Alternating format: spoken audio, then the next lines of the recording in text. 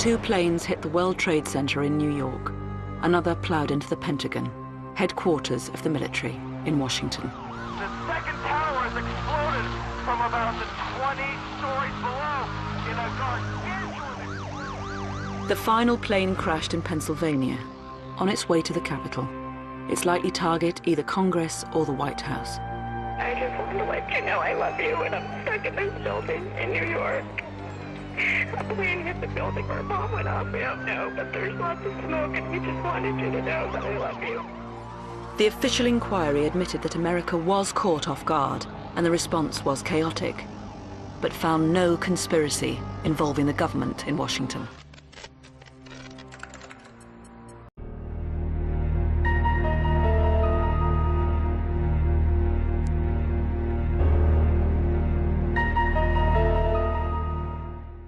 The White House brazenly appoints as the executive director one Dr. Philip Zelikow, deeply involved in the Bush circle, a member of the Bush-Cheney transition team, and a National Security Council advisor with Condoleezza Rice under Bush 1. He who had the power to say where the investigation was going, who would be interviewed, what would go into the 9/11 Commission report, what wouldn't. A deal announced yesterday between the White House and the commission investigating the September 11th attacks is proving to be rather controversial. Under the agreement, only certain members of the commission will be allowed to review classified documents from the White House, and their notes will be subject to administration review. I mean, I'm a member of the commission. The president has said only a minority of the commission can see a minority of the documents, and then they have to clear what they're going to say to the rest of the commission with the White House. The only 2 commission members allowed direct access to the documents? Jamie Gorelick, the Deputy Attorney General under President Clinton, and Philip Zelikow. It's a scam. It's absolutely disgusting. This is important. We cannot do our responsibilities if we don't have all of us access to all the documents we need, including what's in the White House.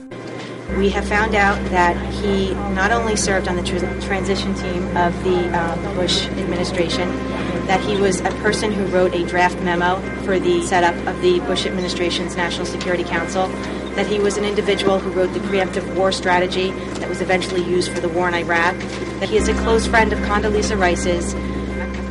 We want him to resign. Philip Zelikow refused to resign, and Chairman Keene dismissed the family's concerns over conflicts of interest. Oh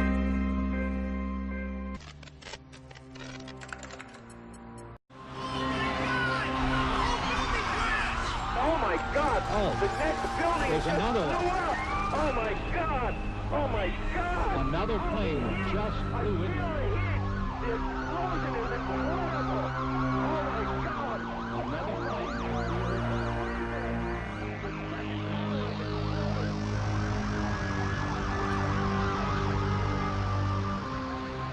But many simply don't accept the official conclusion, however distressing that may be for the relatives of those who died.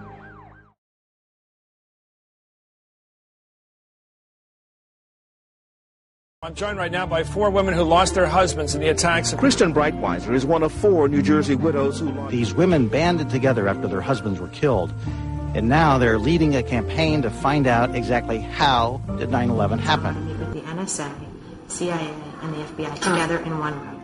Out of the many who were researching on their own, 4 widowed mothers found each other. New Jersey residents Mindy Kleinberg, Patty Casaza, Lori Van Auken, along with Kristen Breitweiser, became known as the Jersey Girls. We became friends and like-minded. We all had questions. And we wanted answers. Welcome, Mayor Michael Bloomberg of the City of New York. From the outset, many families were concerned by how the investigation was being conducted. We begged and pleaded that people should be put under oath. At the beginning, they were not. We'll describe our city government. As the hearings progressed, the families were becoming more and more frustrated by what they perceived as softball questioning from the commissioners. I've appreciated already his remarks. We have certain questions that we, families, wrote for each of the people that were coming to testify today.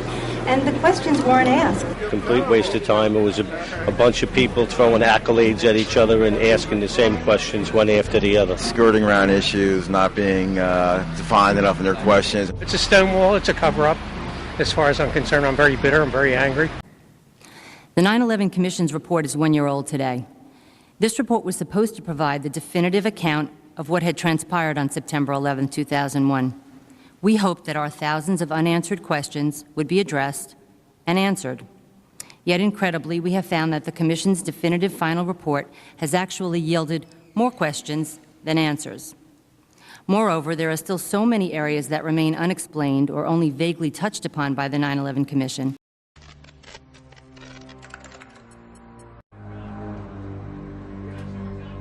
The very idea that 19 Islamic fundamentalists could have hijacked these 4 commercial airliners, outfoxed the most sophisticated air defense system in the world, perpetrated these atrocities unscathed, under control of a man in a cave in Afghanistan is only the most outrageous of the conspiracy theories. That has forced us in the direction of a deeper and darker form of complicity by officials of our own government.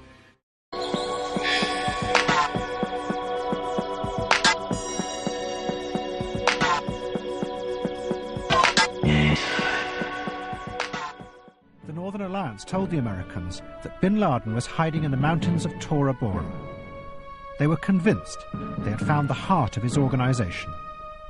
The search for Osama bin Laden, there was constant discussion about him hiding out in caves, and I think many times the American people have a perception that it's a little hole dug out of a side of a mountain. Oh, no. This is it. This is a fortress. Yes. A complex, multi-tiered, bedrooms and offices on the top, as you can see. Secret exits on the side and on the bottom. Cut deep to avoid thermal detection. A ventilation system to allow people to breathe and to carry on. The entrance is large enough to drive trucks and even tanks, even computer systems and telephone systems. It's a very sophisticated operation. Oh, you bet. This is serious business. And there's not one of those. There are many of those. For days, the Americans bombed the mountains at Tora Bora with the most powerful weapons they had. The Northern Alliance had been paid more than $1 million for their help and information. And now their fighters set off up the mountains to storm bin Laden's fortress and bring back the Al-Qaeda terrorists and their leader. But all they found were a few small caves, which were either empty or had been used to store ammunition. There was no underground bunker system, no secret tunnels. The fortress didn't exist.